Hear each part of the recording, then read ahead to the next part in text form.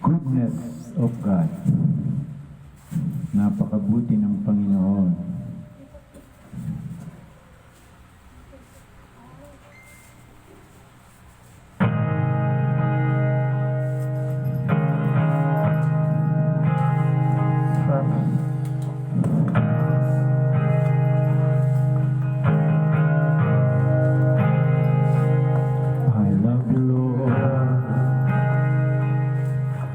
For your mercy never leaves me.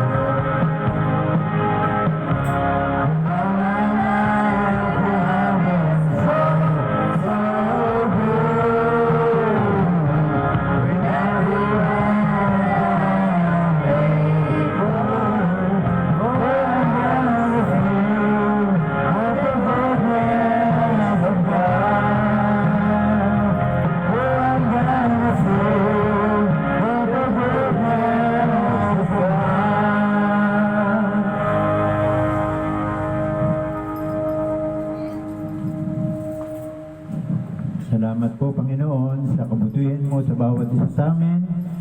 May kalakasan at may buhay upang ikaw ay sambahin sa araw na ito.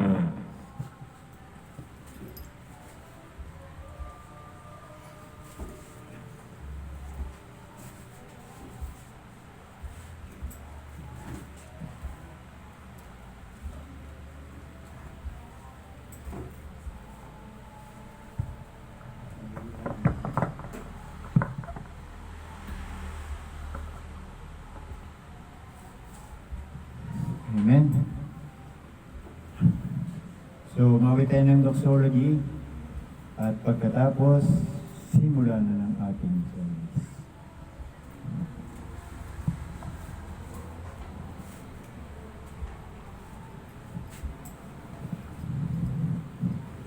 Ngayon ang signal.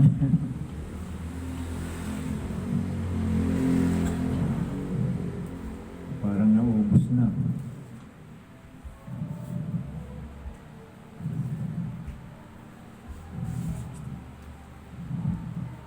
Amazing Grace kaya. Grace. Pause. Okay. Wala na.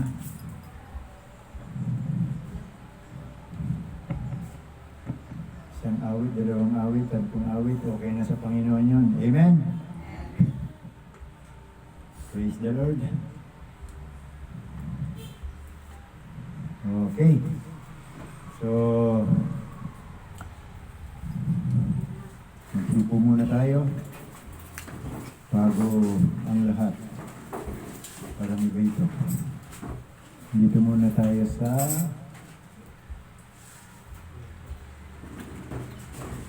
weekly service live. Okay?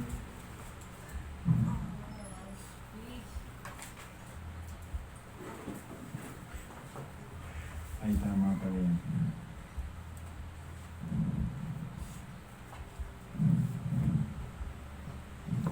Amen. Hiningal ba kayo sa pag-worship natin sa Panginoon? So, welcome. No? Isang congregational welcome sa atin. So, ngayon, ikalawang linggo ng Hulyo 2026. Ang tema natin ay maging tapat sa maliliit na bagay. Amen? Bago tayo maging tapat sa malaki, maliit lang muna. So, ang batayan niyan ay sa Lucas chapter 16, verse 10. No? So, magandang araw at pinagpalang linggo sa ating lahat. Malugod naming tinatanggap ang bawat isa sa inyong pagdalo sa ating pagsamba ngayong ikalawang linggo ng Hulyo. Amen? Lucas 16 verse 10. So, ano man ang inyong pinagdaraanan, ang Diyos ay tapat at narito upang palakasin, gabayan, pagpalain tayo. Amen? Ngayong araw, pagninilayan natin ang katotohanan, ang katapatan sa maliit na bagay, ang naghahanda sa atin para sa mas malalaking pagpapala at pananagutan mula sa Panginoon.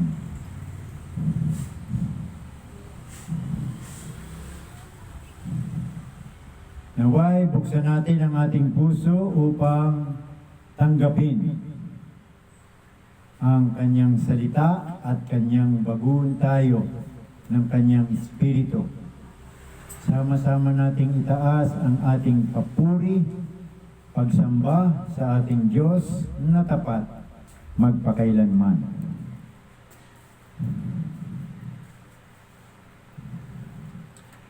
So, maligayang pagdating sa lahat ng mga kapatid. Mga bisita. Meron ba? Kasi may bisita. Amen. Yung magnanay na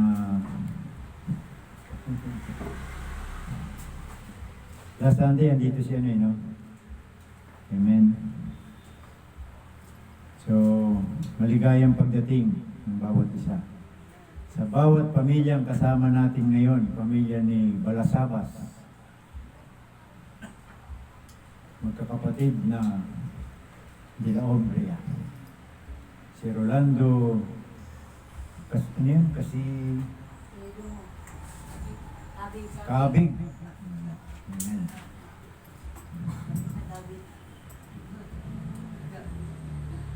Naway maranasan nating lahat ang presensya, kapayapaan at pag-ibig ng Panginoon sa ating pagsamba ngayon. So sabay-sabay nating sabihin, Amen? Ang Diyos ay tapat, ang sagot ay, kaya kami rin ay magiging tapat sa Kanya. Mas maganda kung mas malakas. So, ang tapat sa maliit na bagay ay pagkakatiwalaan ng Diyos ng higit pa. Ang sagot ng kapulungan, Amen. Gawin tayong tapat sa lahat ng ating ginagawa. Tayong lahat. Sa Diyos ang lahat ng papuri, karangalan at kalwalatian. Amen.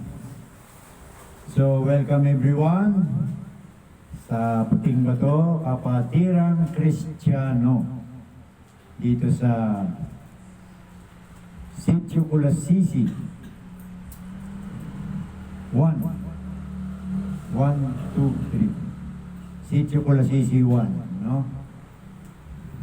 Barangay San Luis, Antipolo, Rizal. Amen? Antipolo City. So, magandang araw mga minamahal na kapatid sa Panginoon. Malugod ko kayong binabati sa pangalan ng ating Panginoong Jesucristo. Naway mapuspos ang ating pagtitipon ng Kanyang presensya, pag-ibig at kapayapaan. Sama-sama nating purihin at luwalhatiin ang Diyos. Pagpalain tayong lahat ng Panginoon. Amen. The word for the day, ikalawang linggo ng Hulyo, maging tapat sa maliit na bagay. Ang unang talata, ang talata ng kakaunti, ang tapat sa kakaunti ay tapat din naman sa marami, at ang hindi matuwid sa kakaunti ay hindi rin matuwid sa marami. Yan ang ating Word of God ngayon. Lucas chapter 16 verse 10. So, mensahe ng araw na ito, maraming tao ang naghahangad ng malalaking pagpapala. Kabilang tayo doon. Amen? Gusto natin malaking pagpapala. At mas malalaking pagkakataon. No? Ngunit, ang Diyos ay nagsisimula sa pagsusuri ng ating katapatan. Siyempre, tinetest muna tayo, sinusuri muna tayo sa maliliit. No? Maliliit na bagay. Ang paraan ng ating pamamahala sa mga simpleng responsibilidad ay nagpapakita ng ating tunay na karakter at pananampalataya. Yung responsibilidad natin.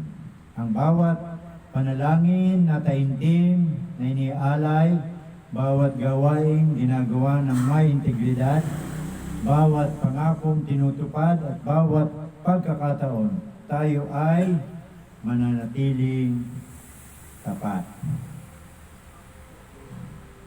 Tapat ba tayo sa prayer? No? Tulad nito, pag-attend ng mensahe, kahit walang nakakakita ay mahalaga sa paningin ng Diyos. Amen. Hindi pakitang Diyos lang. Hindi pakitang tao sa Diyos. Walang maliit na gawain kapag ito ay ginagawa para sa Kanya. Tandaan natin na ang Diyos ay hindi lamang tumitingin sa ating kakayanan, kundi sa ating katapatan. Yun.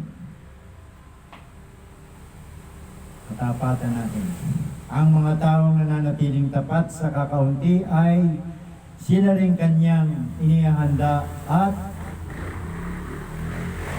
pinagkakatiwalaan ng mas malalaking responsibilidad ayon sa kanyang takdang panahon. Ngayong araw, piliin nating maging tapat sa bawat salita, gawain, responsibilidad. Gawin natin ang lahat ng buong puso, hindi upang mapansin ng tao, kundi upang malugod ang ating Panginoon.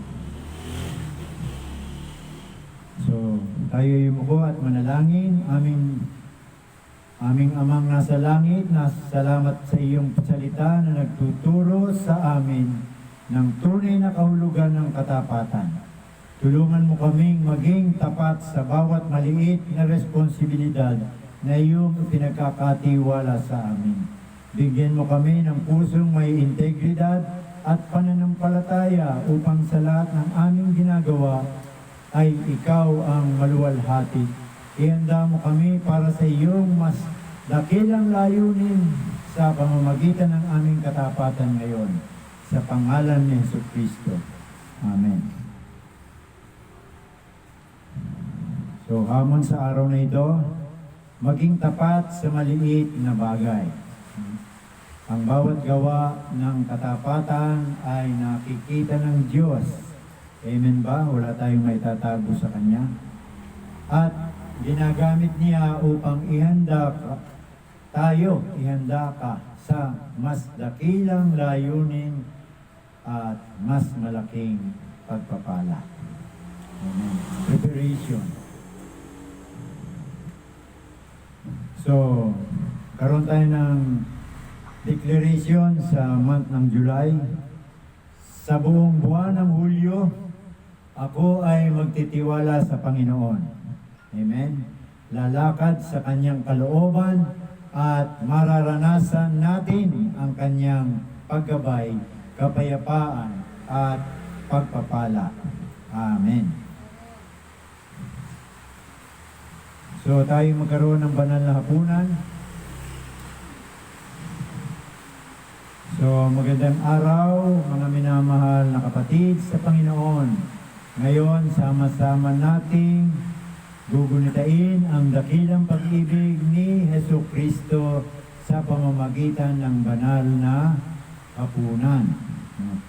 Lumapit tayo ng may pagpapakumbaba, pananampalataya at pusong handang tumanggap ng Kanyang biyaya. So, pagbasa ng salita ng Diyos, 1 Corinthians 11:23 to 26, sapagkat tinanggap ko sa Panginoon ang siya ring ibinigay ko sa inyo na ang Panginoong Hesus ng gabing siya'y ipinagkanulo ay dumampot ng tinapay. Yun. So, maikling paghinilay. Amen. Ang tinapay ay sumasagisag sa katawan ni Kristo na ibinigay para sa atin. Ang saro ay sumasagisag sa kanyang dugo na nabuhos para sa kapatawaran ng ating mga kasalanan. Tuwing tayo'y nakikipabahagi sa banal na hapunan, ipinahayag natin ang kanyang kamatayan, ipinagdiriwang ang kanyang muling pagkabuhay, at hinihintay ang kanyang muling pagparito. Amen? Paki-distribute.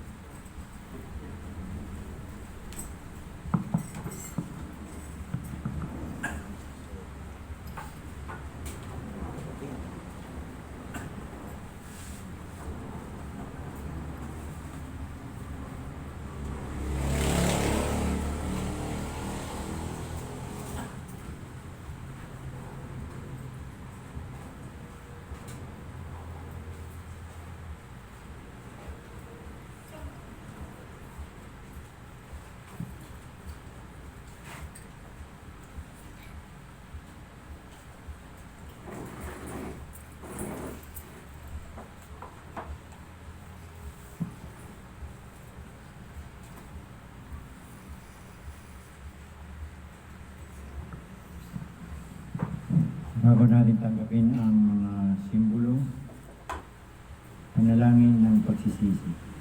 Amen. Ama naming nasa langit, lumalapit kami sa inyo ng may pagpapakumbabang puso. Patawarin mo kami sa aming mga kasalanan, pagkukulang at pagsuway.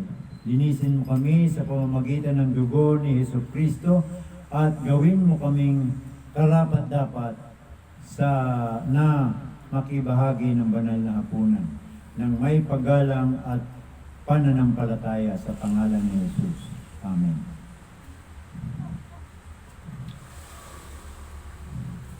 Panginoon, pinasasalamatan ka namin sa tinapay na sumasagisag sa katawan ni Kristo, na inialay para sa aming kaligtasan. Habang kami ay nakikibahagi rito, alalahanin namin ang iyong dakilang pag-ibig, sakripisyo sa pangalan ni Jesus. Amen. Sabay-sabay nating kanin ang tinapay.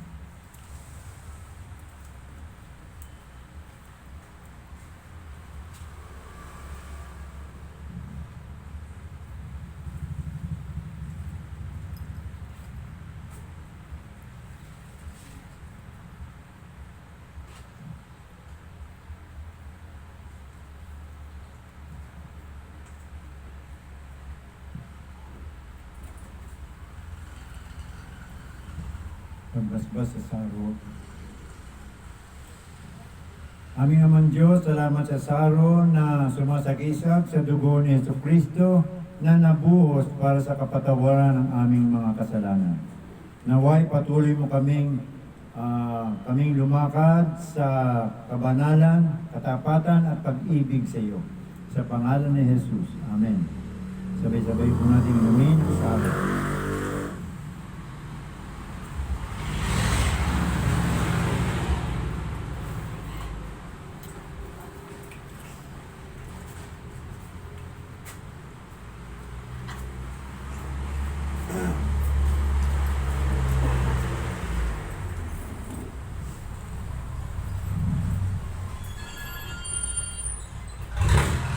Manalangin po tayo. Ama naming Diyos, maraming salamat sa banal na pagkakataong ito na makibahagi sa hapag ng Panginoon. Naway ang aming pananampalataya ay lalong tumatag, ang aming mga pag-ibig ay lalong lumalim, at ang aming buhay ay maging kalugod-lugod sa iyo. Patuloy mo kaming ingatan, gabayan, at pagpalain hanggang sa muling pagdating ng aming Panginoong Jesucristo. Sa kanyang makapangyarihang pangalan kami ay nananalangin. Amen.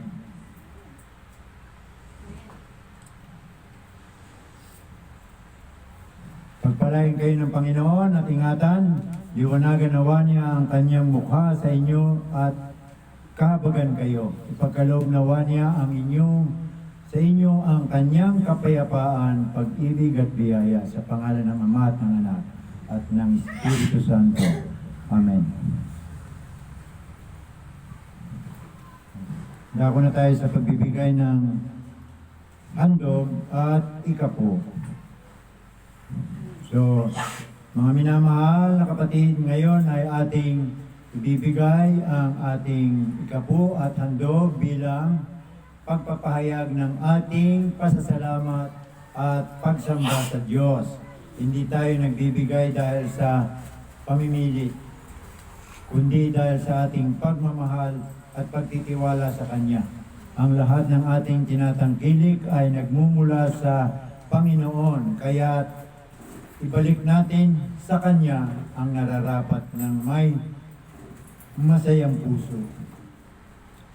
So sabi nga sa salita ng Diyos, magbigay ang bawat isa ayon sa ipinasiya ng kanyang puso, hindi mabigat sa loob, dahil sa kailangan, sapagkat iniibig ng Diyos ang nagbibigay ng masaya. Pangalawang Korinto 9:7. Amen. So, Ama, naming nasa langit, maraming salamat sa iyong walang hanggang kabutihan at katapatan. Tinatanggap mo ang aming kapo at ang handog bilang aming pagsamba at pasalamat sa iyo. Pagpalain mo ang bawat nagbibigay at patuloy mong tugunan ang kanilang mga pangangailangan ayon sa iyong kayamanan sa kaluwalhatian kay Kristo Jesus. Gamitin mo ang mga handog na ito sa pagpapalaganap ng iyong kaharian at sa paglilingkod sa maraming tao sa pangalan ni Jesus. Amen.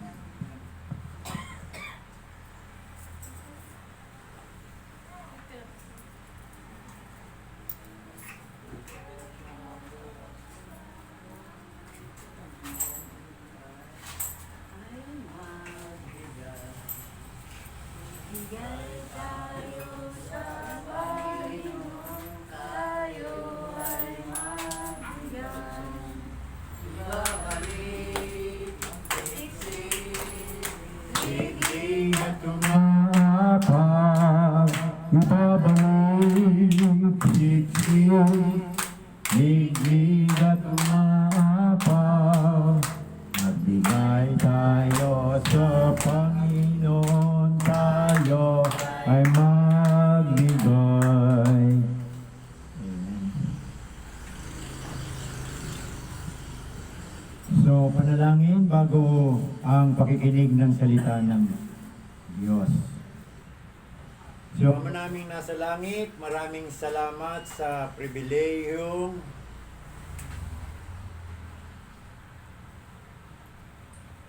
ang iyong banal na salita. Inihahanda namin ang aming mga puso at isipan upang tanggapin ang iyong katotohanan. Buksan mo ang aming pangunawa upang maunawaan namin ang iyong kalooban. Alisin mo ang anumang pag-aalinlangan, takot at handa na maaring pumigil sa amin sa pagtanggap ng iyong mensahe. Naway ang iyong salita ay maging ilaw sa aming landas, lakas ng aming pananampalataya at gabay sa aming pang-araw-araw na pamumuhay. Tulungan mo kaming hindi lamang maging tagapakinig ng iyong salita, kundi maging tapat sa tagatupad nito. Basbasan mo rin ang iyong lingkod na magbabahagi ng iyong mensahe. Puspusin mo siya ng karunungan, kapangyarihan at paggabay sa banal na Espiritu upang maipahayag niya ang iyong salita ng malinaw, may katotohanan at may pag-ibig. Sa pangalan ng Panginoong Jesucristo, kami ay nananalangin. Amen. Pakibukas nga yung number.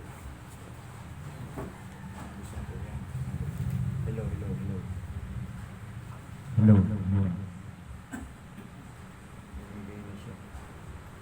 Okay.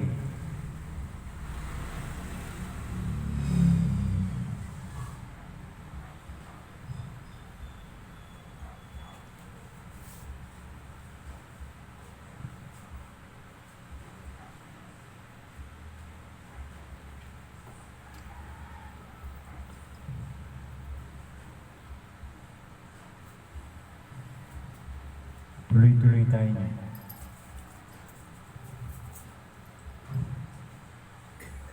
So, kalawang linggo, no?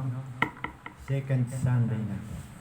So, ang tema natin, lumakad sa pananampalataya at katapatan. Yan ang pinaka-main theme natin sa buwan ng July, no?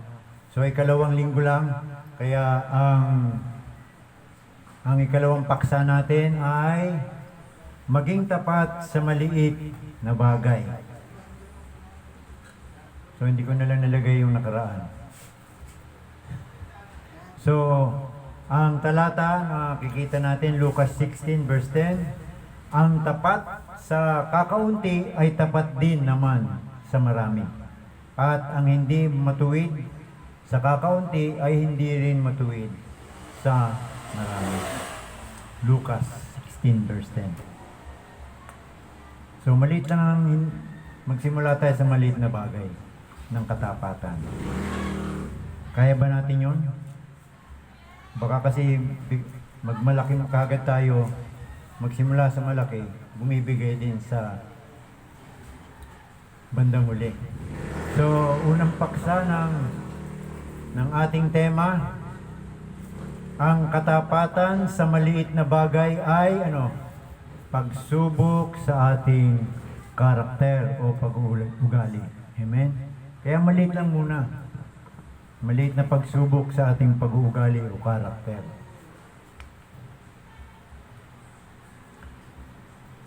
Hindi nagsisimula ang Diyos sa pagbibigay ng malalaking responsibilidad. Sinusubok muna niya ang ating katapatan sa mga simpleng gawain kung kaya niya. Amen? Katulad ng pag-attend. Buti nga rito, wala pang midweek meeting, Bible study. Every Sunday lang. Maliit lang na bagay yan na tinitignan o sinusubok tayo ng Panginoon. Makapagbigay ng konti at makasama sa banal na hapunan. Hindi naman activity. At makapagpuri ng mga ilang karaoke word sa Panginoon. Minsan ay may music. Okay. Sinusubok muna niya ang ating katapatan sa mga simpleng gawain, bago tayo makikitaan ng malalaking responsibilidad.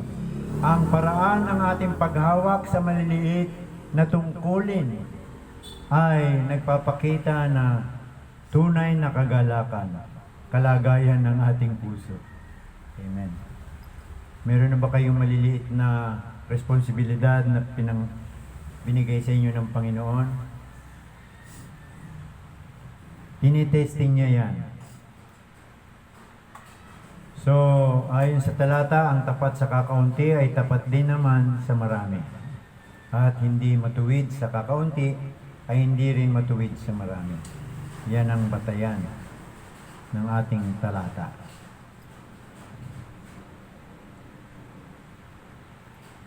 So, ang paliwanag doon, bago tayo pagkatiwalaan ng Diyos ng mas malalaking responsibilidad, sinusubok muna niya ang ating katapatan ng mga simpleng gawain.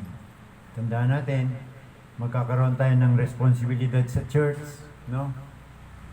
Pero susubukin muna tayo bago malalaking responsibilidad. Ang maliliit na bagay tulad ng pagtupad sa pangako. Ano ba mga pangako ninyo para sa Panginoon? Pagiging tapat sa oras, pag-aalaga sa mga ipinagkakatiwala sa atin, bukod sa pamilya, Siyempre, pinagkakatiwalaan tayo ng mga kapatiran, maliliit na bata, At paglilingkod kahit walang nakakakita, pero nakatingin ng Panginoon sa atin. Amen.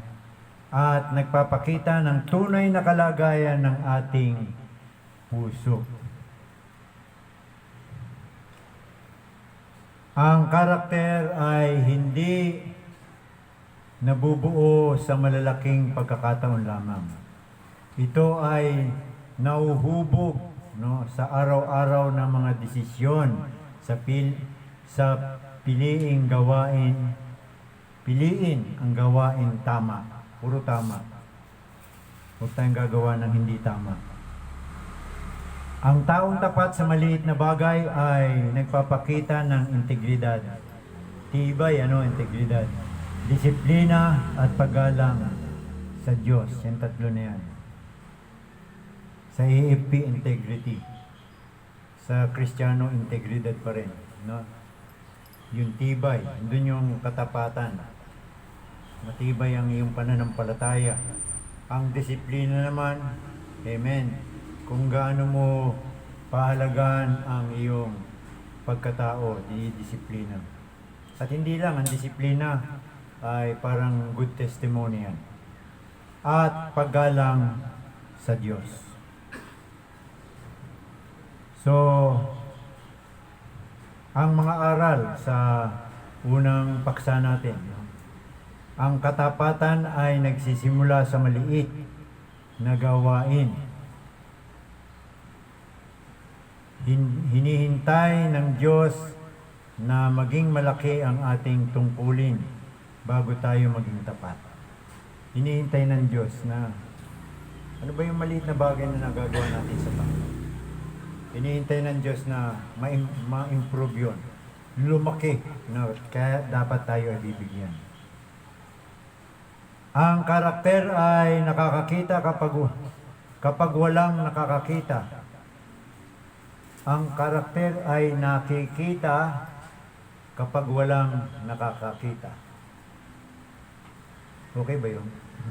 Ang tunay na katapatan ay ipinapakita kahit walang pumupuri. No? Nagbabantay sapagkat alam natin ang Diyos ang nakakakita sa lahat. Diba? Hindi ng mga aral natin na wala ang Diyos dito. Wala rin gawa. Hindi. No? Ang hinahanap ng Panginoon, maging tapat tayo sa mga hindi nakakakita. Hindi nakakakita. Ang maliliit na desisyon, ano ba yan? Ay humuhubog sa ating kinabukasan. Ang patuloy na pagiging tapat sa araw-araw ay naghahanda sa atin para sa mas malaking responsibilidad at paglilingkod. Desisyon. Ito ang aking gagawin, desisyon ko yun. Kaapat, ang Diyos ay tumitingin sa ating puso, no? Hindi pakitang tao lamang o may nakakakita o walang nakakakita. Hindi lamang niya sinusukat ang resulta ng ating ginagawa, kundi ang motibo at katapatan ng ating puso. Amen? Kaya, yung ating puso. So, yun ang apat na aral sa unang paksa natin. Katapatan. So, halimbawa sa Biblia, si David, ay naging tapat muna sa pag-aalaga ng mga tupa ng kanyang ama. Sino yung ama niya? Si Jesse. Yun ang trabaho niya talaga bilang anak ni Jesse. Mag-alaga, magpastol ng tupa. At dumating ang pagkakataon na ngailangan ng hari nang namatay si Saul. Bago siya tinawag ng Diyos upang maging hari ng Israel. Nangailangan ang Israel ng isang hari na magiging hari. Ang napagkaisahan nila dahil matapat siya ay si David. Ang kanyang katapatan sa simpleng tungkulin ang naging paghahanda sa mas dakilang layunin ng Diyos, no? Para sa kanyang buhay. So, tingnan natin sa 1 Samuel 16:17. Bahala na kayo. Buksan niyo lang sa 2 Samuel. Basahin niyo yung buong kapitulo. Andun ang istorya niyan. So, gagawin natin sa buhay ang aplikasyon. Maging tapat sa panalangin. Amen. Pagbabasa ng salita ng Diyos. Simple lang yan. Manalangin, maupo. Magbasa ng salita ng Diyos. Tuparin ang mga ipinangako mo. Amen. Nangangako ba kayong mananalangin para sa Panginoon? At nangangako ba kayo na magbabasa kayo ng salita ng Diyos? At tuparin ang mga ito. Ganun lang. So maging responsable sa inyong tahanan, trabaho o ministeryo. Gawin ang tama kahit walang nakakakita. Kung hindi man kayo makita ng kung sino man dyan, ang Diyos, nakikita kayo tinitignan ang mga maliliit na ginagawa ninyo sa tahanan, sa trabaho, sa ministeryo. Ano ba ang gawa mo sa ministeryo? Nagluluto ka ba? Amen. Diba? Ministry naman yan eh. Nagtuturo ka ba sa bata? Nagpapaawit ka ba? Yan ang mga simpleng ginagawa ng church ministry. So, gawin ng tama kahit walang nakakakita. Basta bukal sa inyong kalooban, puso. So, ang pangwakas na katotohanan sa ano ba yung unang paksa natin? Ha? Pananampalataya sa mga maliliit, sa mga hindi nakikita. So, ang katapatan sa maliit na bagay ay salamin ng ating ugali o karakter. Amen? Maliit na bagay.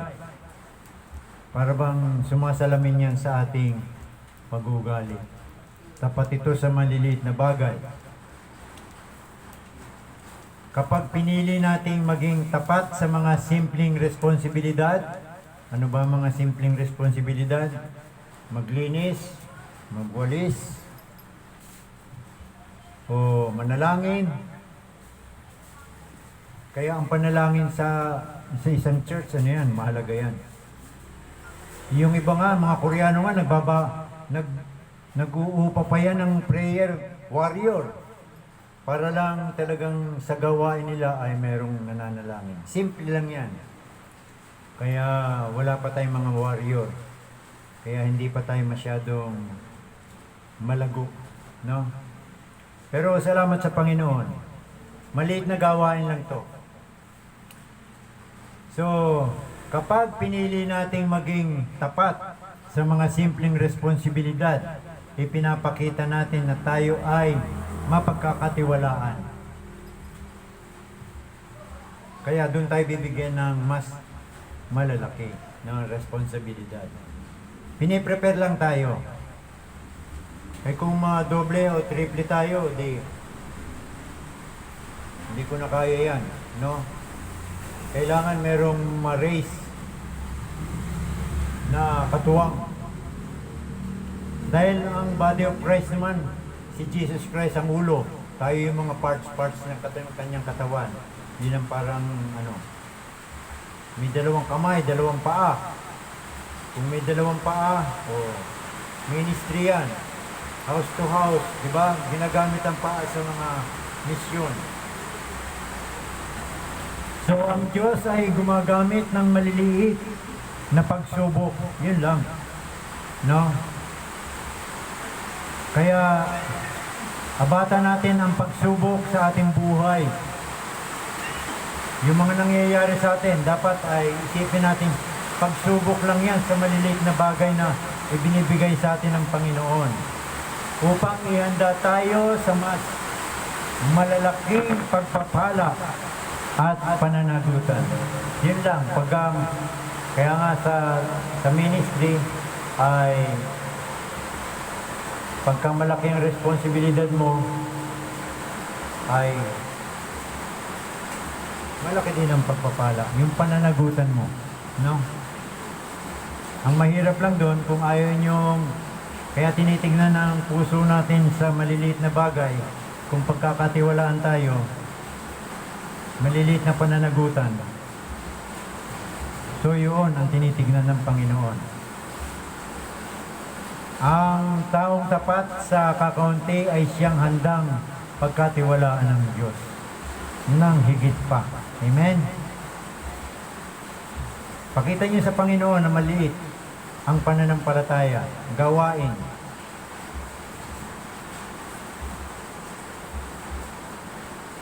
Sa tahanan, o sa trabaho, o kaya sa ministeryo. Ano ba ang ministry natin? Evangelism. Bible study. Mga maliliit na responsibilidad. Pero pagka nakita kang masipag, masigasig ka, tapat ka, bibigyan ka naman ng Bible study na 1, 2 hanggang group cell na yan. No? Magiging masaya naman ang church. Kaya, ang pagbibigay ng kakaunti ng Panginoon, pero pagsubok. So, ikalawang paksa ng ating tema, ano yung una? Pananampalataya, di ba? So, ikalawang paksa ng ating tema, ang Diyos ay nagtitiwala ng mas marami sa mga nananatiling tapat. Amen? Nagtitiwala sa mas marami sa mga nananatiling tapat.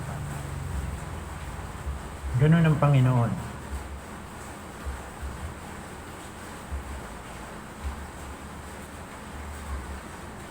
So, Matthew 25 verse 21, ang lingkod na naging tapat sa kakaunti ay pinagkakatiwalaan ng higit na marami.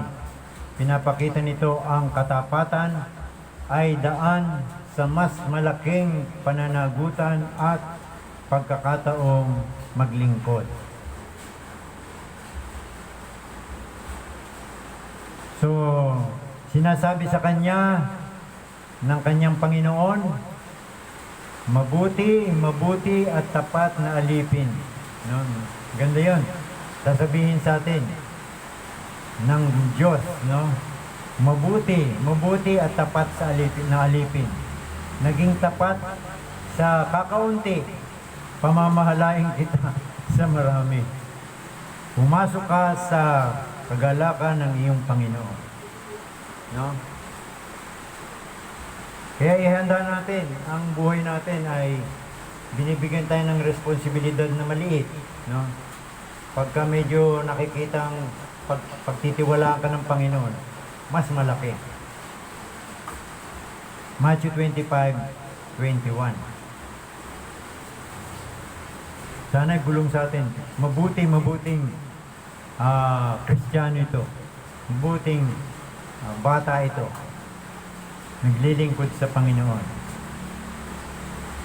So, ang Diyos ay isang Diyos na kaayusan, no? Hindi kaguluhan at karunungan. Hindi niya agad pinagkakatiwala ang malalaking responsibilidad nang hindi muna sinusubok ang ating katapatan sa maliit na bagay. So, ang panukat ng Panginoon ay hindi dun sa skill, no? Hindi dun sa mga iba-iba. Talino ang pinagkakatiwalaan ng malaking responsibilidad ay yung hindi kailangan tayo ay tapat sa maliliit na bagay. Amen. Yan ang pagsubok na ginagawa ng Panginoon. Maayos at merong knowledge. Paano tayo bibigyan ng ministry ng Panginoon? Kung sa maliit na bagay, araw-araw nagbabasa tayo ng Word of God. Yan ang kailangan natin, di ba? Sinusubok tayo ng Panginoon. Dahil sa araw-araw na pagbabasa natin, ay pwede na tayong gawing ministeryo ng Panginoon sa Bible study, no? O kaya pag-share ng Word of God. Kaya yan ang maliliit na bagay na dapat nating pananalangin, Word of God.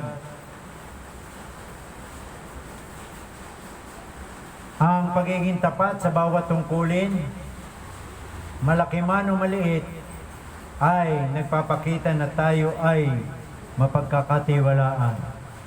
Kapag nananatili tayong tapat sa ating paglilingkod, pamamahala, oras, mga kaloob, at mga responsibilidad, pinagkakatiwala natin. Ipinakikita natin na handa tayong tumanggap ng higit pang pinagkakatiwala ng Diyos. Ito lang, no, yung music lang yan. Isang dramista ka, simpleng-simple lang. Ikaw ang pinagkatiwalaan ng Panginoon. Pag pinabayaan mo yan, so hindi ka tapat. Ikaw gitarista ka, ano? Di ba yun ang sinasabi? Gamitin mo para mapasaya natin ang Panginoon.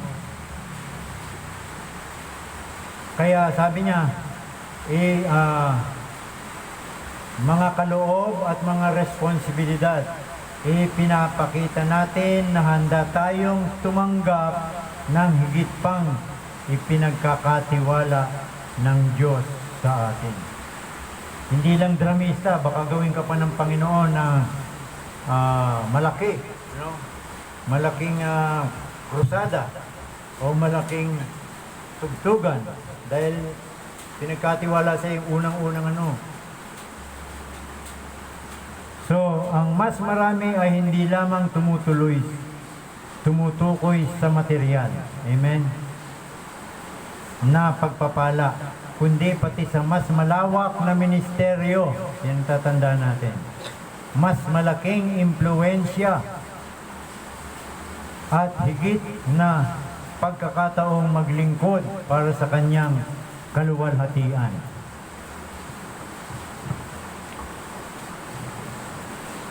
Hindi sa mga material na bagay, ng mga pagpapala, kundi sa ministeryo ng Panginoon.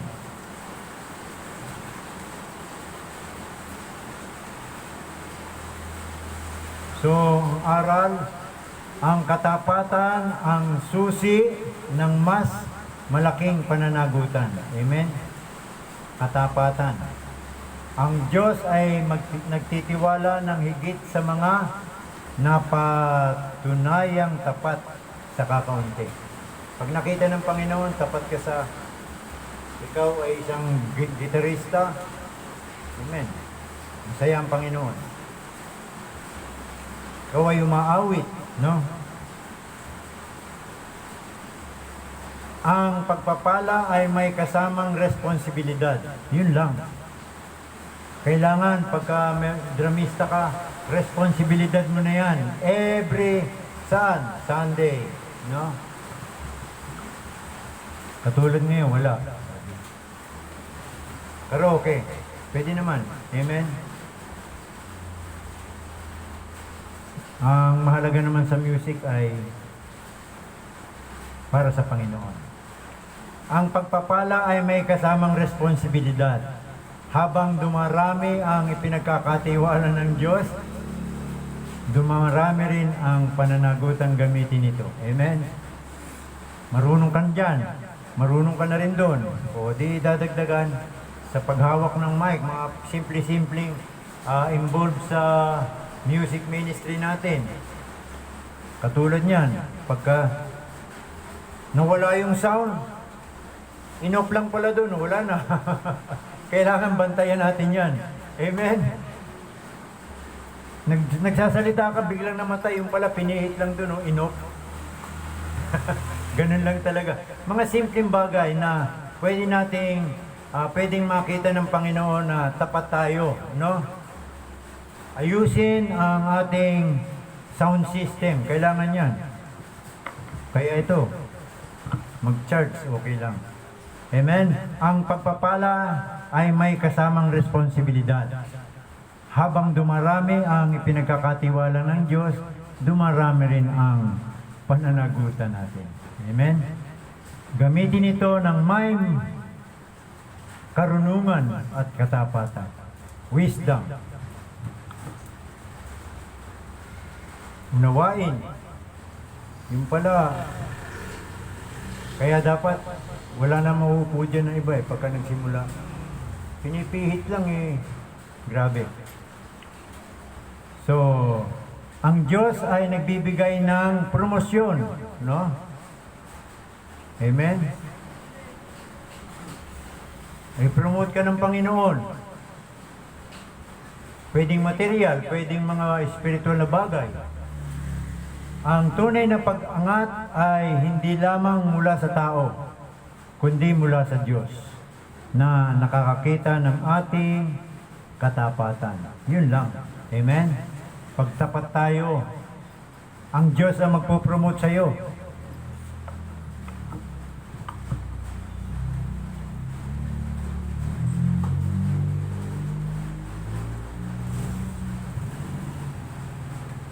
sa fivefold ministry natin. Amen? Yan ang fivefold ministry ng Panginoon. Ano yon? Number 1. Ha? Ano yung fivefold ministry? Gawain yan ng ministeryo ng Panginoon. Ano yun?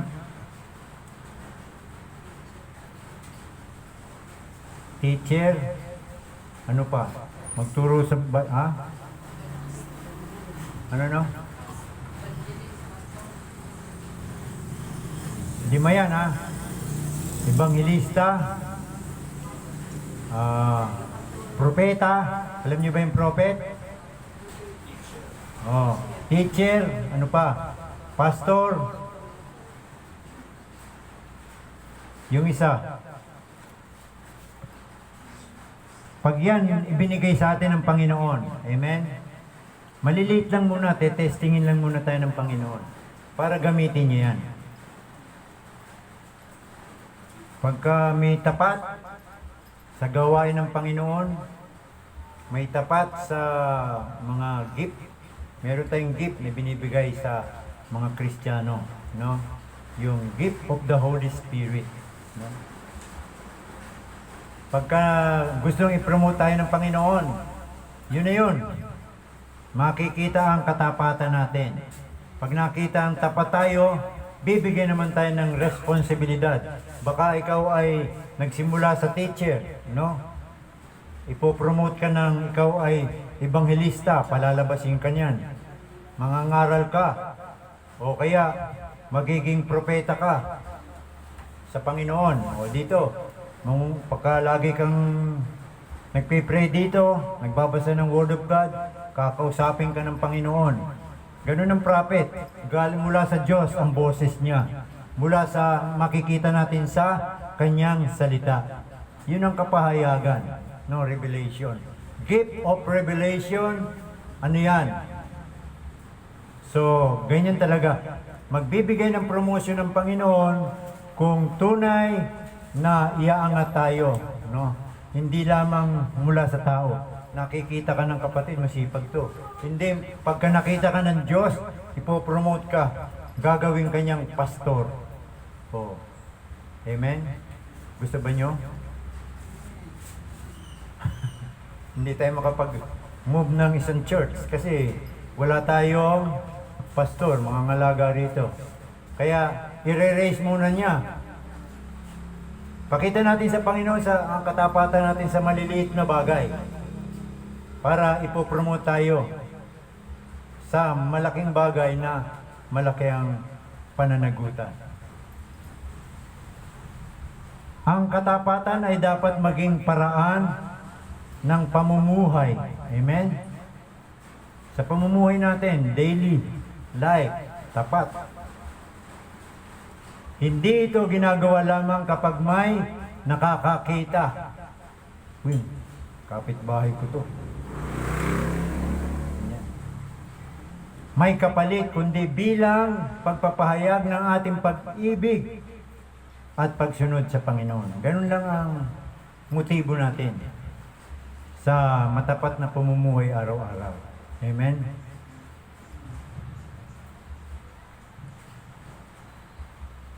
Sample na lang sa akin. No? Okay, magpapakita ng gilas ninyo pagka nandito ako nakikita. Kailangan, kahit wala. Amen ba? Ay lalo na sa Diyos. Laging nakatingin yan sa atin. Ang iniisip ng Panginoon sa atin ay maging matapat sa maliliit na bagay. Kaya pagka hindi ka umaangat sa isipin mo na sa sarili mo na para bang kulang ang katapatan mo. Hindi ka na po promote. So, halimbawa sa Biblia, no? Si Jose, kilala man niyo ba si Jose? Si Joseph? Hindi ako. Si Joseph ay naging tapat bilang alipin sa bahay ni Potiphar. Sino si Potiphar? Katiwala ni yan? Sino ba yun? Yung tawag sa Ehipto na Pero. Yan. At bilang bilanggo sa kulungan dahil sa kanyang katapatan, di ba hindi siya nanatiling bilanggo doon, na-promote siya. Itinaas siya ng Diyos upang maging tagapamahala ng buong Ehipto. Yun ang nangyari kay Joseph. Amen? Joseph the Dreamer. So, may promotion siya nangyari doon. Pero ang Diyos ang nag-angat sa kanya. Bakit? Tapat siya sa Panginoon. Bagamat bunso siya na sa magkakapatid, no? Maraming ginagawang kabalastugan na kasamaan sa kanya ng kanyang mga kapatid. Pero inangat siya ng Panginoon. Bakit inangat siya ng Panginoon? Ginawa siyang tagapamahala sa buong Ehipto. Ngayon, lumapit, nung tagutom na, lumapit na yung mga kapatid sa kanya. Yun ang pamamaraan ng Panginoon. Inaangat ka para maging masaya ang lahat. Ang kanyang katapatan sa maliit na tungkulin ang naging daan sa mas malaking pananagutan. Naging tapat siya bilang sa bilanggo, no, binigyan siya ng pananagutan, buong Ehipto. So, sa buhay natin, maging tapat sa inyong paglilingkod kahit walang nakakakita. Amen? Pamahalaan ng mabuti ang oras. Yung oras, time. Talento. At mga biyayang pinagkaloob ng Diyos sa atin. Amen? Yan si talented yan eh. Sino na to? Ha? Si Glenn. Oo, talented yan. Hindi lang nakikita. Hindi pa pinopromote ng Panginoon. Ganun lang. No? So, tuparin ang bawat responsibilidad ng may integridad. Maglingkod ng may mapagpakumbaba at katapatan. Humbleness, hindi kayabangan. Amen? Katapatan. Hindi para sa papuri ng tao, kundi para sa kaluwalhatian ng Diyos. Amen ba? Yun ang dapat nating i-apply sa ating buhay. Kahit walang nakakakita, naglilingkod tayo sa Panginoon. Kahit hindi ka bigyan man lang ng okay lang yan sa Panginoon yan. Ha? So, ang katotohanan, ang Diyos ay hindi naghahanap ng perpektong tao. Amen? Kundi ang mga taong tapat. Yan naman ang gusto ng Panginoon, tapat tayo sa maliliit na gawain. Kapag tayo ay nananatiling tapat sa anumang ipinagkatiwala niya sa atin, binubuksan niya ang mas maraming pagkakataon upang tayo ay maging pagpapala sa iba at maging kasangkapan sa pagpapalawak ng kanyang kaharian. Yung music ministry ay kung i-promote tayo, magkaroon tayo ng isang magandang evangelism o crusade, no? Wala pa. Hindi pa binibigay nakikita ng Panginoon. Ang katapatan ngayon ay naghahanda sa atin para sa mas dakilang layunin ng Diyos bukas. Amen? Maging tapat tayo para bukas merong mas oportunidad na responsibilidad. So, Colossus 3:23. Ikatlong paksa ng ating tema. Dapat pala ilalagay ko 1, 2, 3, no? Para mauulit natin.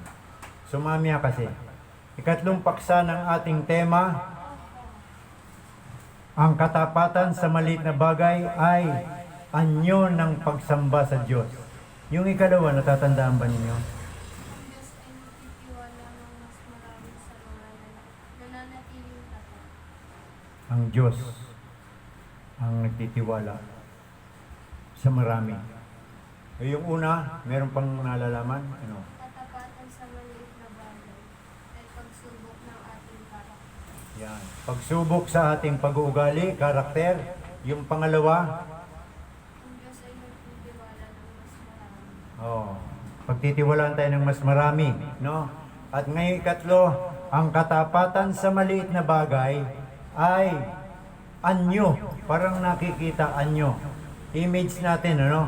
Ng pagsamba sa Panginoon. Yun ang pagtapat tayo, ganun ang imahe ng ating pagsamba sa Panginoon.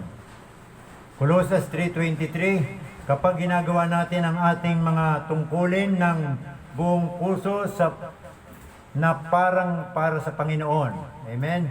Kahit walang nakakakita, pinararangalan natin ng Diyos. Ang katapatan ay hindi nakadepende sa laki ng gawain, kundi sa ating saloobin. Amen? Magganong ka, magtamburing ka lang dyan, maliit lang na gawain yan. Pag nag-worship tayo, amen? Nagpe-pray. Pagka may nagpe-pray, malakas ang amen mo. Nakikipag-isa ka, amen? Kapag ginagawa natin ang ating mga tungkulin ng buong puso na parang para sa Panginoon. Para sa Panginoon yan, kahit umiindak, pumapalakpak, kahit walang nakakakita, pinararangalan natin ng Diyos. Ang katapatan ay hindi nakadepende sa laki ng gawain, kundi sa ating saloobin. So, ang talata, anuman ang iyong ginagawa, gawin ninyo ito ng buong puso ng para sa Panginoon at hindi sa mga tao.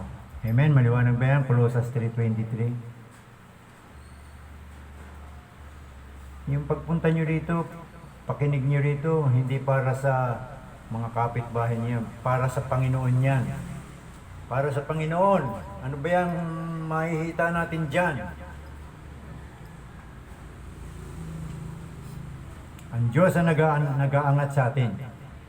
So, madalas nating iniisip na ang pagsamba sa Diyos ay nangyayari lamang kapag tayo ay nananalangin, prayerful ka, umaawit, dumadalo sa gawain ng simbahan. Yun ang madalas na iniisip natin sa pagsamba sa Diyos.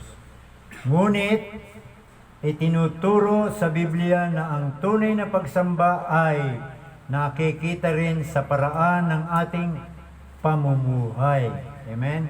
Yung ating lifestyle. Kapag ginagawa natin ang ating mga tungkulin ng may katapatan at buong puso, ito ay isang handog na kalugod-lugod sa Diyos. Ang katapatan sa maliit na bagay tulad ng pagiging tapat sa oras, pagtupad sa mga pangako, maayos na pangangasiwa ng mga ipinagkatiwala sa atin, at paglilingkod kahit walang nakakita ay nagpapakita na ang ating puso ay nakatuon sa Diyos. Amen? Paalala lang to sa ating gawain dito. Amen?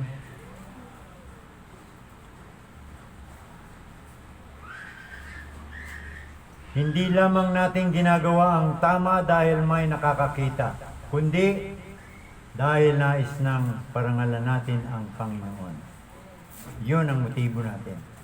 Isip, saloobin, parangalan ng ating Panginoon. Hindi para tayo ay sumikat. No? So, ang mga aral, tunay na pagsamba ay nakikita sa ating pamumuhay, ang ating katapatan sa araw-araw na gawain, at pagpapakita ng ating pag-ibig at paggalang sa Diyos. No? Ang Diyos ay tumitingin sa puso at motibo. Hindi lamang niya tinitingnan ang ating ginagawa. kundi kung paano at bakit natin ito ginagawa.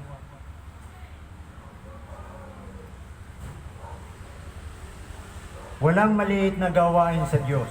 Amen? Ang bawat gawain ginagawa ng may katapatan ay mahalaga sa kanyang paningin. Ba? Ang katapatan ay nagbibigay ng kaluwalhatian sa Diyos.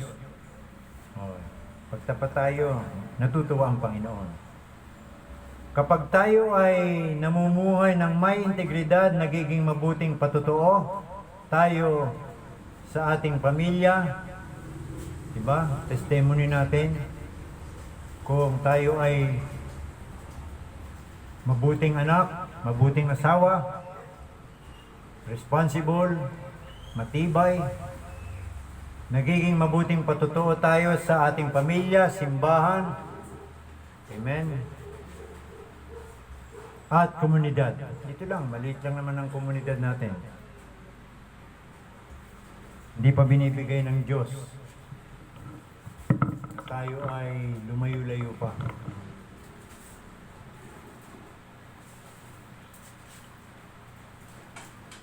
So, yun ang mga aral. Isang halimbawa, si Daniel ay naging tapat sa kanyang paglilingkod sa kaharian at nananatiling tapat sa Diyos sa kanyang panalangin kahit may panganib sa kanyang buhay. Daniel chapter 6. Basahin natin yan. Ang kanyang katapatan ay naging anyon ng pagsamba at nagbigay ng kaluwalhatian sa Diyos. Yun ang anyo ng ating pagsamba sa Panginoon. Gawin ang bawat gawain na parang para sa Panginoon. Para tapat kami, walang nakakakita, tuparin ang inyong mga responsibilidad ng may buong puso, gamitin ang inyong oras, talento, at mga biyaya para sa kaluwalhatian ng Diyos. Amen. So, pangwakas na katotohanan, ang katapatan sa maliit na bagay ay isang tahimik, ngunit makapangyarihang pagsamba sa Diyos. Galing. Amen. Basta faithful tayo sa Panginoon, nakakapagbigay kaluwalhatian niya sa Kanya. Kapag tayo ay namumuhay ng may integridad at katapatan sa ating pang-araw-araw na gawain, ipinakikita natin na ang Diyos ang sentro ng ating buhay. Ang bawat maliit na gawa ng katapatan ay isang handog na nagbibigay lugod sa Kanya at nagpapatunay ng ating tunay. Wala na. Lobat na. Yan na lang. Konti na lang. Ilan na tayo? 3 na, no? Yun. Okay. Abot ba? Ito. Okay ba to? Hello? Matibay ka ba? Hello? Yan.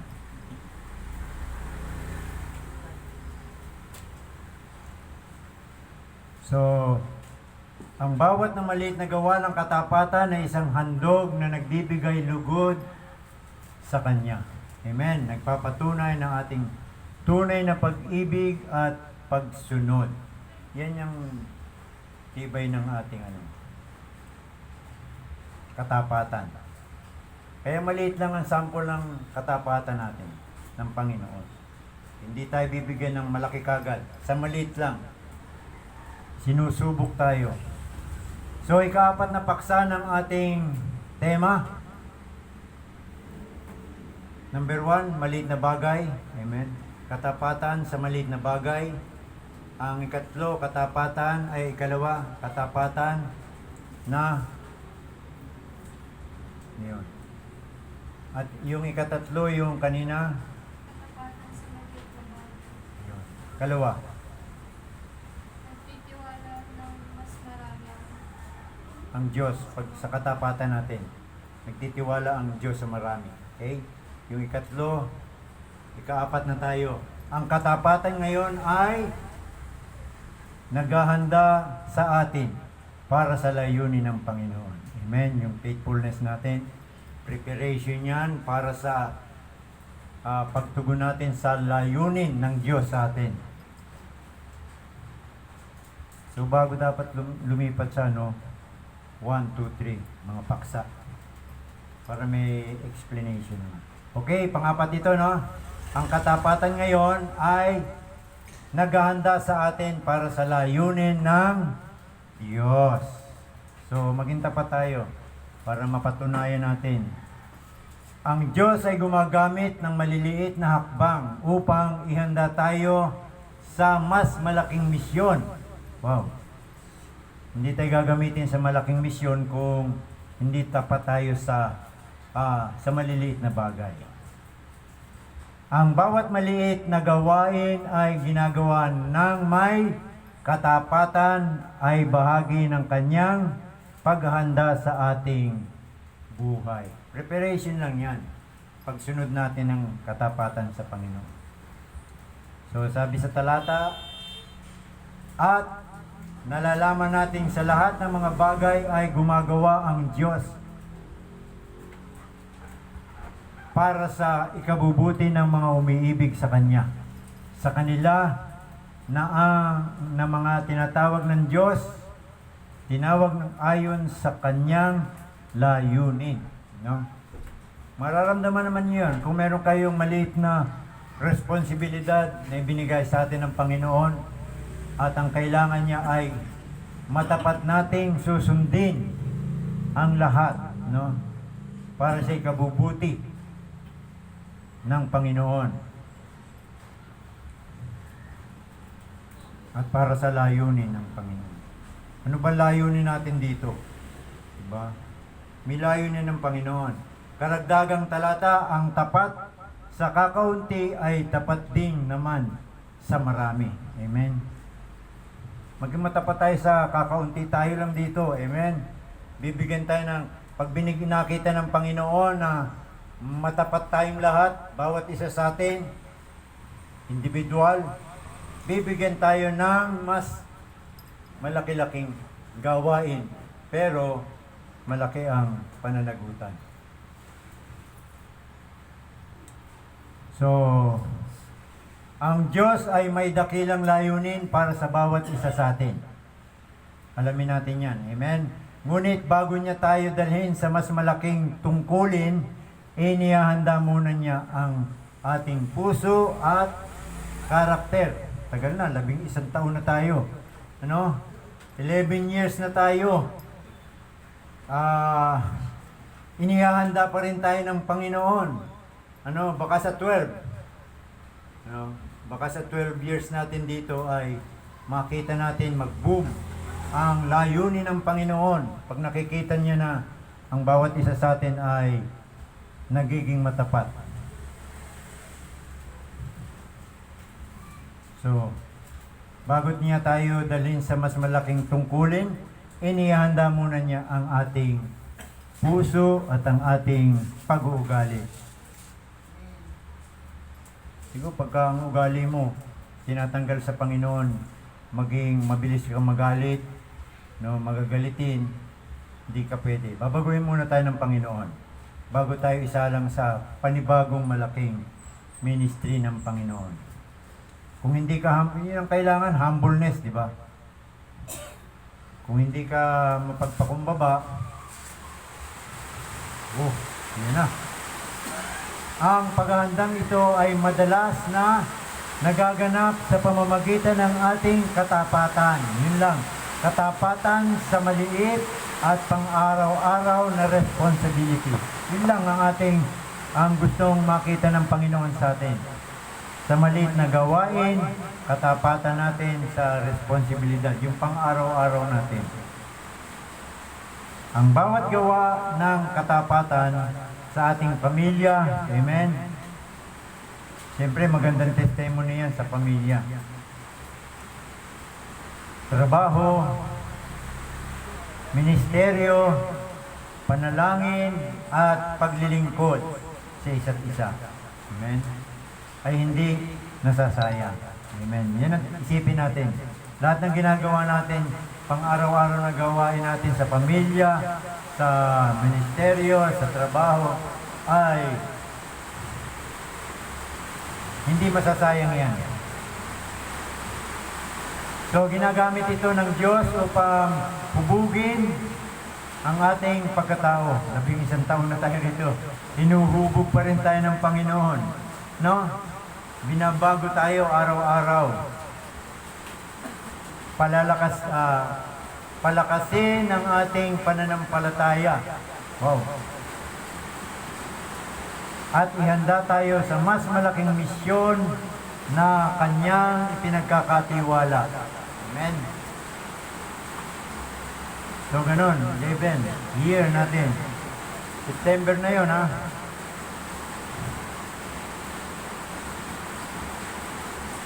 Tandaan natin, ang Diyos ay naghahanda bago magtataas. Preparation lang. Baka sa next year, hindi natin alam. Kung mabago na tayo, kung mabago ng lifestyle natin dito, ay bibigyan tayo ng Panginoon. Hindi minamadali ng Diyos ang ating pag-angat, promosyon. Second level tayo, hindi pa tayo.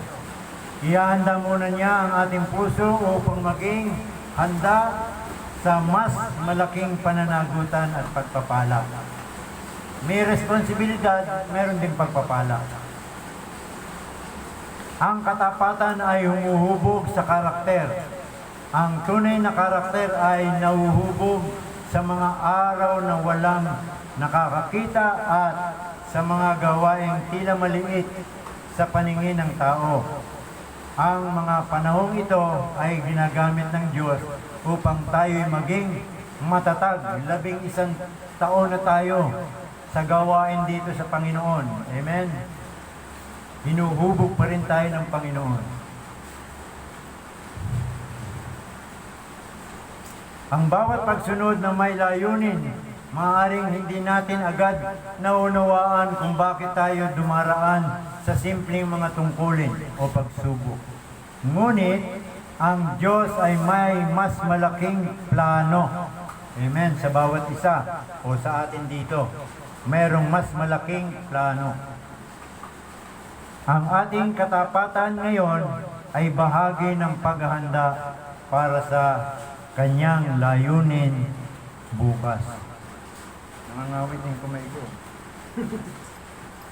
Kulang na naman ako. Pangilan na ito? Pang-apat? Malapit na. Pang-apat na. Ang Diyos ay gumagamit ng mga taong mapagkakatiwalaan. Hindi ang pinakamatalino o pinakamalakas ang unang hinahanap ng Diyos, kundi ang mga taong handang sumunod. Tayo na yun, nandito na tayo. Handang sumunod sa Panginoon. Di ba? Hindi matatalino, hindi malalakas, no? Kundi ang mga taong handang sumunod at manatiling tapat sa anumang ipinagkakatiwala sa Panginoon. Amen. Malapit na. So, halimbawa sa Biblia, si Jose na naman. Magandang ehemplo si Joseph, the dreamer, ay naging tapat bilang alipin at bilanggo bago siya itinaas ng Diyos. Amen? Naging bilanggo muna siya. Maraming karanasan pa rin siya, no? Pero tapat siya sa Panginoon. Hinulog na nga siya sa balon ng mga kapatid niya, no? Pero naging tapat siya, hindi na siya gumanti ron. Tapos, binenta siya, binili siya ni Potiphar, no? Siyang bumili para isang alipin, slave. Pero pinromote siya ng Panginoon bago siya itinaas ng Diyos upang maging tagapamahala ng Diyos sa Ehipto. Pinamahalaan niya. Hindi naman siya matalentado, pero tinawag siya ng Panginoon. Ang mga taon ng kanyang katapatan at pagtitiis ang naging paghahanda sa dakilang layunin ng Diyos. Amen? So, ang layunin ng Panginoon, 11 years pa tayo bago tayo talagang mag-boom. Ang layunin ng Panginoon dito. Baka pag nagbali ka na, yung mga marami kasing nawawala rito. Tapos iniisip na bumalik. Diba? Nawawala, nakahatak sa iba. Baka pagbabalik ng Panginoon, pagbabalik sa kanila rito, doon na tayo magbubum sa layunin ng Panginoon.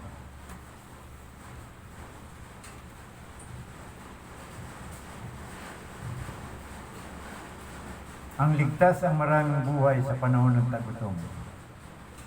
Siya nakaisip ng sa yung ng bigas, palay.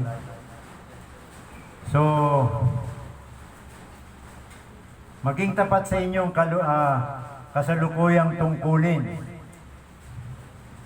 May tungkulin ba kayo? O dapat itatalaga kayo para ganun. Installation. Ikaw, Robert, ganyan. Nakatira ka rito. Ikaw ang mamamahala sa Bible study. Ganun lang yun, installation. Kaya na ba? Hindi pa. I-Bible study mo muna si Jennifer. Tapos yung mga anak. Ganun lang yun eh. Di ba? Bago tayo, hinuhubog tayo ng Panginoon. Si Rolly. Di ba? Sa Malabong pa umuwi yan. Ewan ko nga bakit pumupunta rito, dinadala ng Panginoon yan. Amen? Hindi lang maglinis-linis dyan. May pamamaraan ng Panginoon. Baka ikaw gamitin sa, hindi natin alam. Sabihin, tanong mo sa Panginoon, ano ba talaga ang tungkulin ko, Lord? No? Bawat isa sa atin may tungkulin. Manguna sa MC, di ba? O yung manguna ka sa seremonian, manguna ka sa music. So, huwag maliitin ang maliliit na pagkakataong maglingkod. Amen? Yung mga ginagawa natin, huwag nating maliitin yan. Magtiwala na ng Diyos ang may layunin sa bawat yugto ng inyong buhay. Amen? Ang Diyos ang mamamahala. Magtiwala tayo sa Panginoon para gamitin tayo sa layunin. Patuloy na sumunod kahit hindi mo pa nakikita ang buong plano ng Diyos. Kahit wala ka pang naiisip na plano. Ano pa talagang plano ng Diyos sa akin? Magtiwala lang tayo sa Panginoon. Darating ang panahon at meron kang gagawin at gagawin. So, ang mga katotohanan sa pinag-uusapan natin, amen? Ang katapatan ngayon, ang tulay patungo sa layunin ng Diyos bukas. Magtiwala tayo, maging tapat tayo, amen ba? Saan tayo magiging tapat? Sa panalangin, pagbabasa ng Word of God, paglilingkod, testimony araw-araw, everyday, magkaroon tayo ng magandang buhay, patotoo, na maging tapat tayo. Kapag tayo ay nananatiling tapat sa ating kasalukuyang mga responsibilidad, inihanda tayo ng Diyos para sa mas malaking paglilingkod at mas malawak na impluwensya. Yung malawak na impluwensya, hindi lang sa lugar na ito, baka buong Kulasisi nito, nakakarating ng si Robert, ganito, tapat sa Panginoon. Si Jennifer, may mga kapitbahay ka na ba rito? Tingnan mo si Glenn, marami ng area na napunta rito yan. Sa lugar na to, di ba? Kumakalat na. Yung mag-ina. Ganyan lang ang buhay natin. Huwag nating maliitin ang ating ang plano ng Diyos sa ating buhay, may layunin. Amen. Inihanda tayo ng Diyos para sa mas malaking paglilingkod at mas malawak na impluensya. Makapag-impluensya kayo rito. Come. Ang bawat hakbang ng katapatan ay bahagi ng kanyang plano upang tayo ay maging kasangkapan sa pagpapalawak ng kanyang kaharian. Amen. Maging matapat tayo para sa pagpapalawak ng... Paano nga naman kung hindi kayo tapat, nakikita ng hindi kayo tapat dito? Hindi magandang impluensya, di ba? Maliit na bagay lang. Dati, na nagsimula rito ng pag tumayo ko dyan sa nandiyan pa si Manang, ano ba naman yung taong nyo dyan? Nandyan, tindahan dyan, kaya ako hindi ako nag-ano dyan dahil may masasabi yan eh. Ayoko magpunta dyan kasi may masasabi at masasabi. Amen, sa buhay ng bawat na naririto. Amen ba? Ganun yun. Sasabihin nun. Bakit si ganyan? Si ganito. Pero ngayon medyo naiwasan eh. Okay lang, basta tayo ay manatiling tapat sa Panginoon. Amen. Ang bawat hakbang ng katapatan ay bahagi ng kanyang plano upang tayo ay maging kasangkapan sa pagpapalawak ng kanyang kaharian. Amen? Yun lang. Pagpapalawak ng kanyang kaharian dito sa ating komunidad. Kaya mag-ingat, dapat tayo ay maging tapat sa maliit na bagay. So, ikalima. Akala ko 4 na paksa lang yun. So, 2:35. Amen? 2:40. So, matatapos na tayo. Ikalimang paksa ng ating tema. Summarize muna natin yung una, katapatan sa maliliit na bagay. Pangalawa, katapatan sa marami, sa maraming ginagawa nating mabuti, di ba? Pangatlo, katapatan sa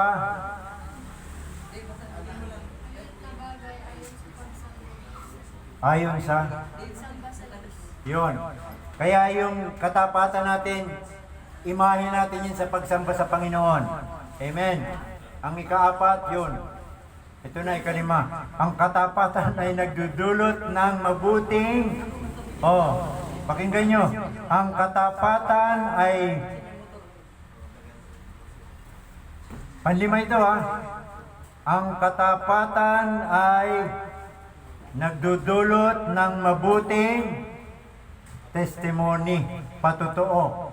Pagtapat tayo rito sa ating komunidad, makikita nila na matapat. Mapagkakatiwalaan yan sa maliliit na bagay. Tao lang yan Pero tayo nagsiserve sa Panginoon, hindi sa tao, kundi sa Diyos. Kaluwalhatian natin sa Diyos. Amen. Kawikaan 20:7.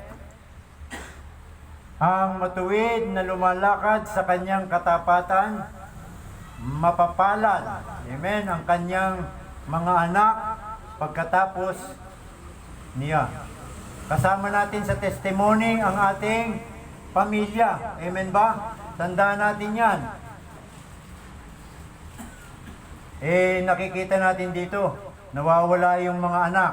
Amen ba? Nasasama dyan. Sama natin sa plano ng Panginoon. Ang taong tapat ay magiging halimbawa sa kanyang pamilya. Inuuna ng Panginoon hubugin tayo sa ating pamilya. Simbahan, ito na yon. At komunidad, ang Pulasisi 1, 2, 3. Yan. Ang kailangan natin dyan ay katapatan para sa mabuting patotoo. Kaya yung faithfulness natin ay maraming pinatutunguhan. Amen? Mabuting patotoo ang ikalima ng ating pagiging matapat.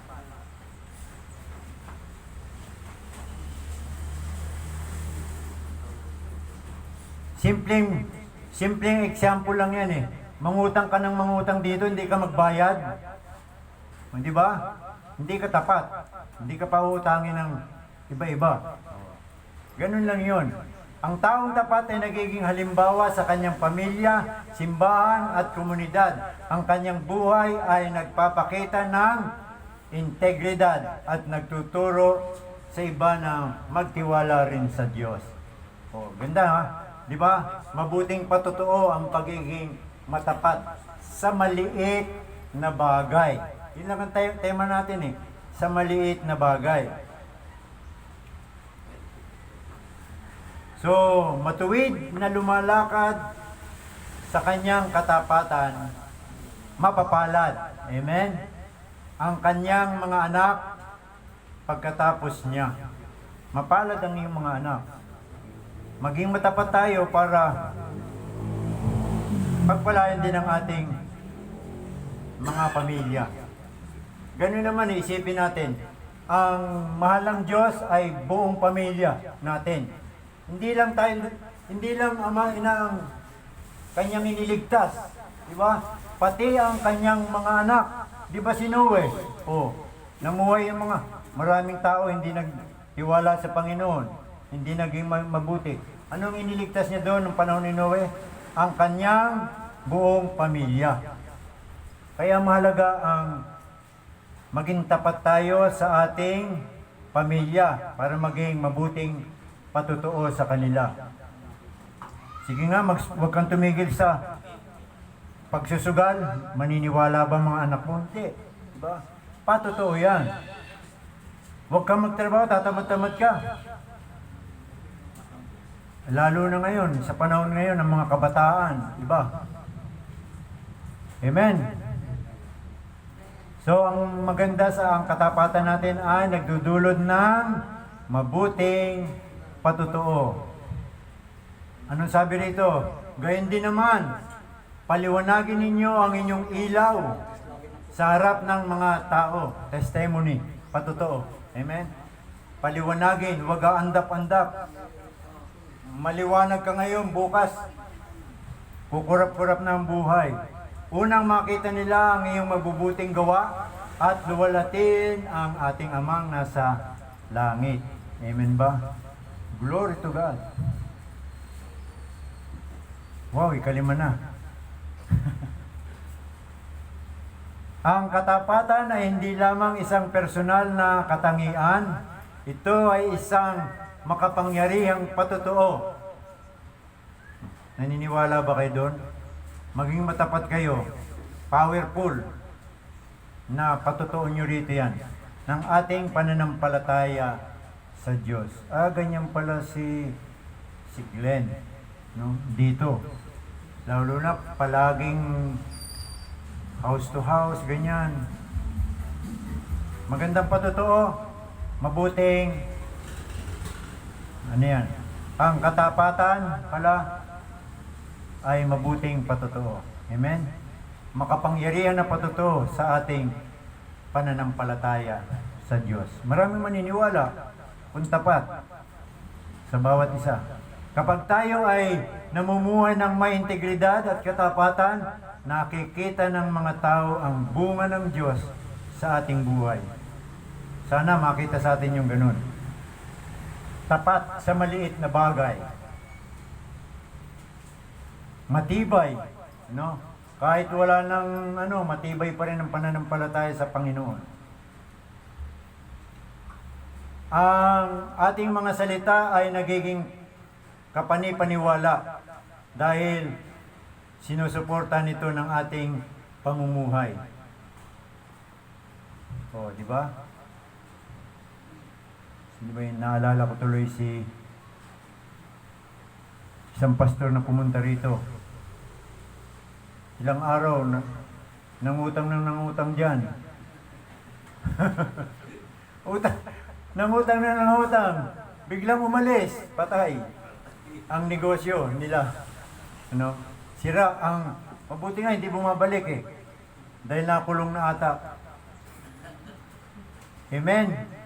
Kaya, ang pamumuhay natin, kapanipaniwala ito, kapag tayo isang tapat. Yun lang naman eh.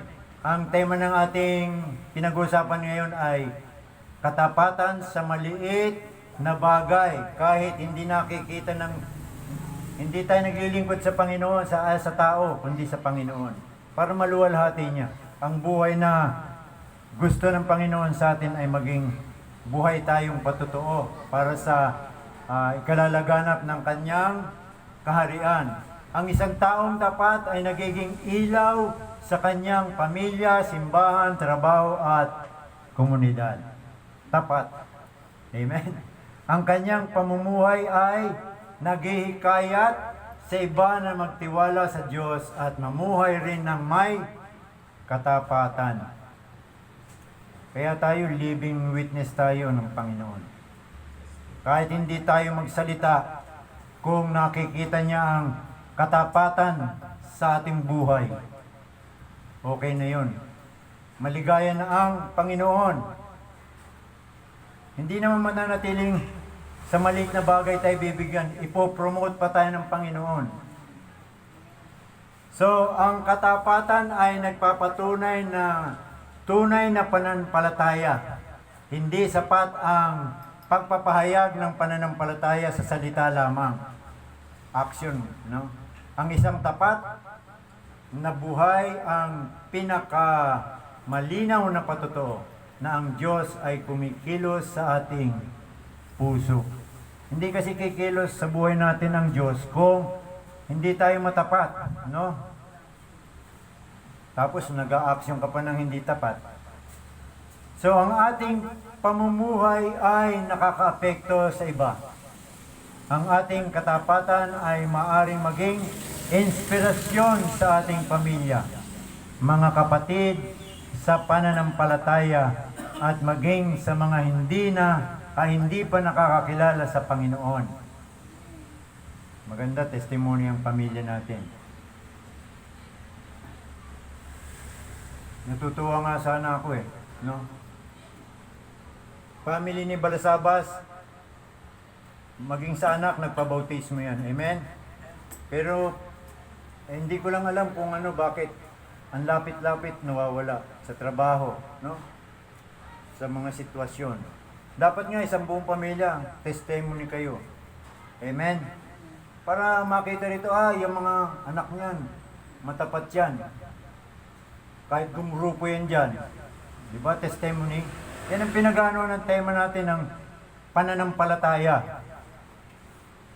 So, makita nila, nandiyan dyan Pati nga siya, nasan ba si Jobert? Biro mo si Jobert, ilang taon na nagpunta rito yan? 12 siya, ilang taon na siya ngayon? 12, 2 years na siyang, 15, 3 years na. 3 taon ko nang hindi nakikita rito. 3 taon ko nang hindi nakikita rito yon. Amen? Diba? 12 siya, sumasama pa sa dito. Pero nung nabautismohan, wala na 3 taon na, hindi nakikita. Si Jobert, si